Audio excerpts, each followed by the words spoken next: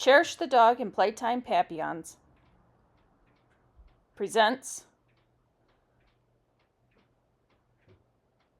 Blowdrying the Papillon. Before you begin drying, you will also need to set up your steel comb, your pin brush, and soft brush. You also need some conditioning spray. Note that before your bath, your grooming table should also be set up and your blow dryer ready. We have our soft brush here, our steel comb, and our pin brush. Safety issues: I never leave a new dog on the table unattended. Never take my hands off a new puppy. We're going to spray the coat with some conditioner, and I spray it all over. Tonka has spent hours on the table, and he never even tries to jump off even when he's not tethered. This is a learned behavior that we still monitor for safety every day. You're going to start by drying the hind leg, blowing down. You want to start at the bottom of the foot and work your way up as it dries, combing as you go. You're going to start at the foot and keep blowing that foot until it is dry. Don't move anywhere else on the coat until this area is dry. The importance of this is that if you move all over the place, you will cause frizz from the wet hair underneath, causing the dry top coat to flip up. So you really want to make sure that you're drying the coat down from the bottom to the top. This is a theme that will continue throughout the whole drying process.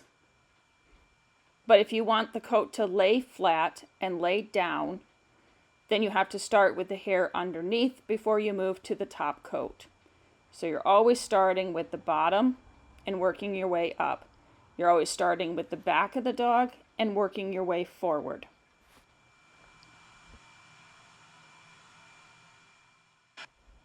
You also want to dry the coat the way you want it to lay when it is dry. So we want the coat on the Papillon to lay in the direction that we're blowing, which on this hind leg, I want the hair to make his hip look bigger, so I'm going to blow that a little forward and down. I'm also using my brush to pull the hair the direction I want it to go and make sure that every piece of hair is dry. I'm going to pull the hair from underneath and make sure that is dry. The under hair first before I worry about the top hair. I've had the blow dryer between his back legs, blowing the underside of this coat dry between his hind legs. And now we're drying the top part of his hind leg.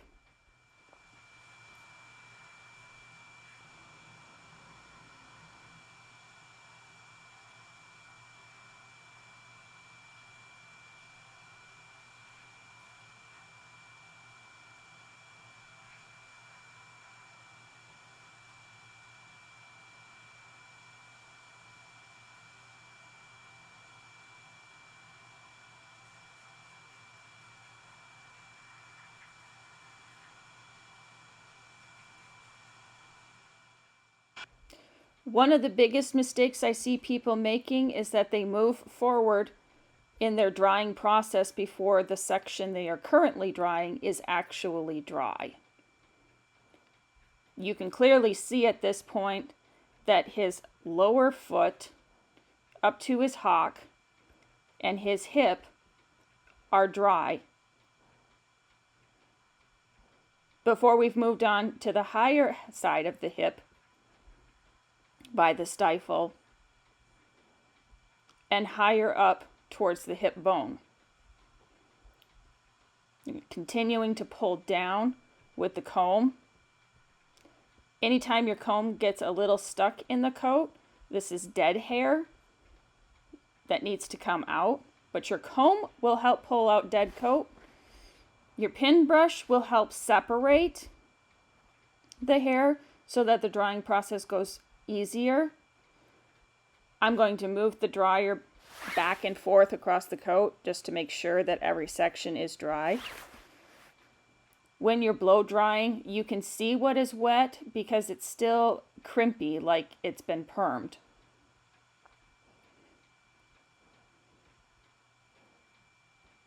So again, we're starting on the stomach area, but we're getting the bottom coat dry first.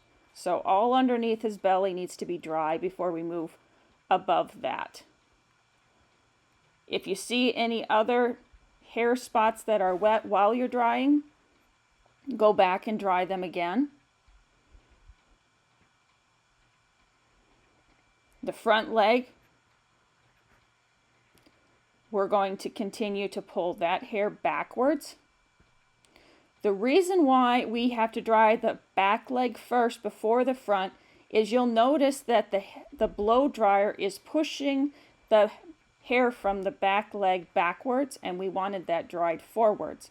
So you always have to dry the front leg after the hind leg so that you can pull his fringe the correct direction, and the backflow air from the blow dryer is not damaging what you've already dried. If the coat was not 100% dried before I started this process of moving to the front leg, then his rear leg hair would go all in the wrong direction. You want to continue pulling the hair the direction you want it to lay when it's dry. The front leg, you want to dry it at about a 45-degree angle to the ground so that that front fringe hair is going in the correct direction.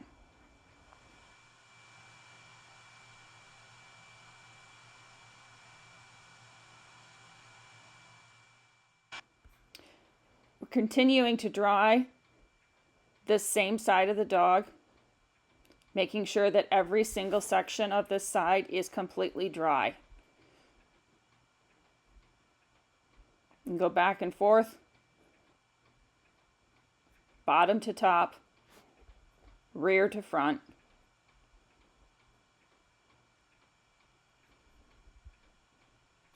Now we found an area that isn't dry, and we're going to comb it straight.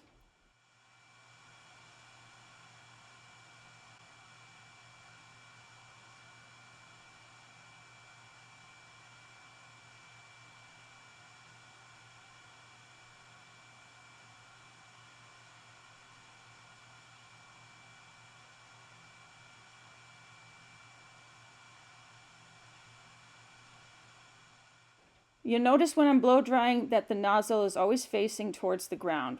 We always want to blow dry towards the ground with this breed because we want the coat to lay close to the skin. We don't want to create volume or the appearance of a fluffy dog.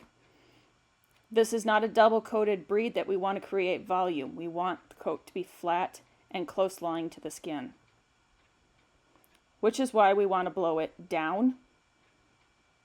And we have to start from the rear leg, moving upward from bottom to top, rear to front.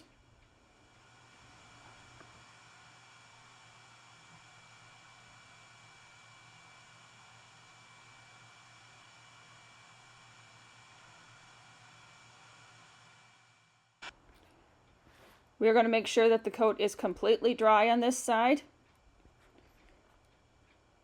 before moving to the other side.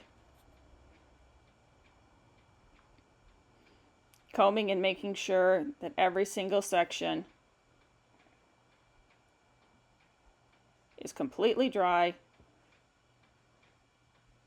We want overly dry. No dampness whatsoever.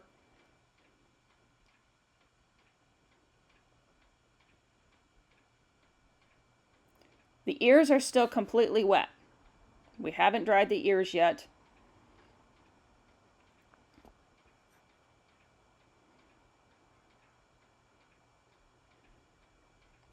And now we start the process all over again.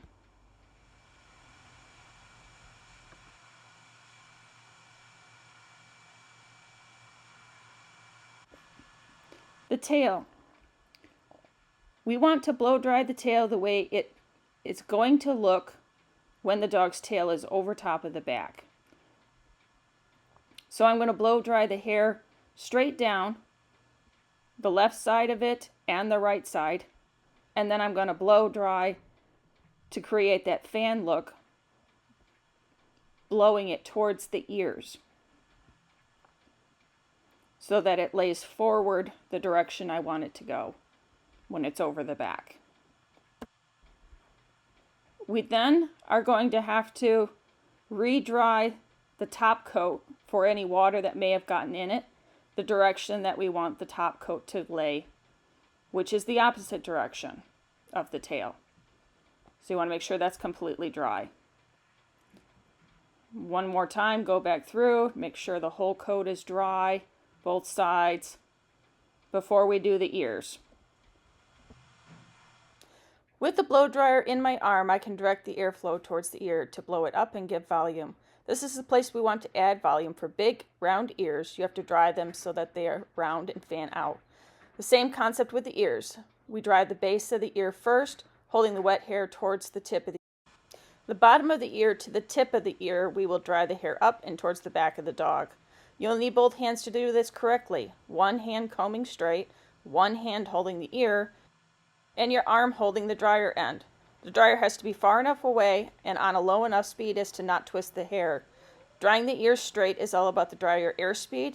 Pull the dryer further away if it's twisting the hair, or turn the airspeed down. Power dryers have the power to rupture an eardrum, so use caution and listen to your dog. If they don't like what you're doing, try it a different way.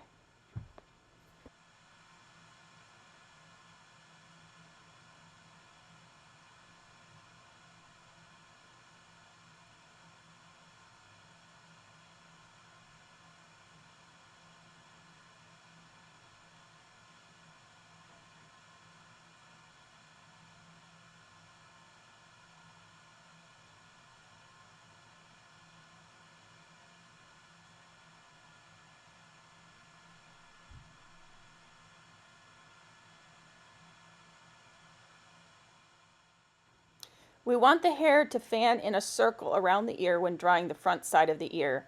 See the full circle of hair blowing straight. See the perfect fan, no twisting of the hair.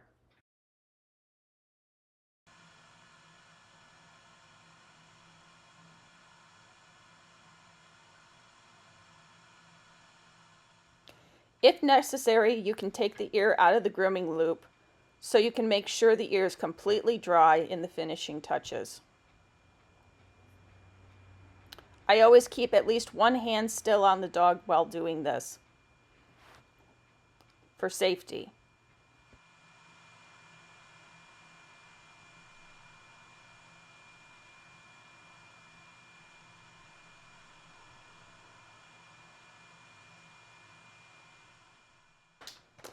Anytime working around the ear, you will need to make sure you're not blowing air into the eardrum.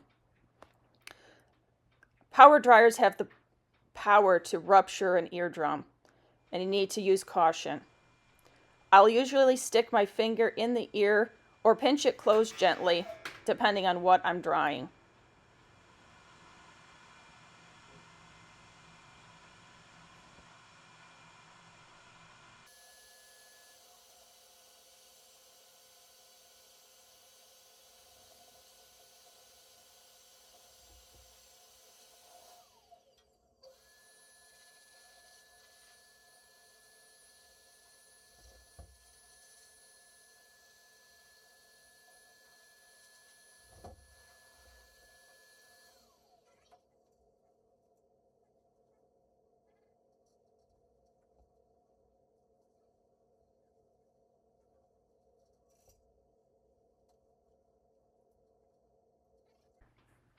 Drying correctly makes all the difference. Tonka is a multiple best in specialty, multiple group winning, top 5 multiple years winning dog. Thank you for watching, and please like or subscribe for more content like this.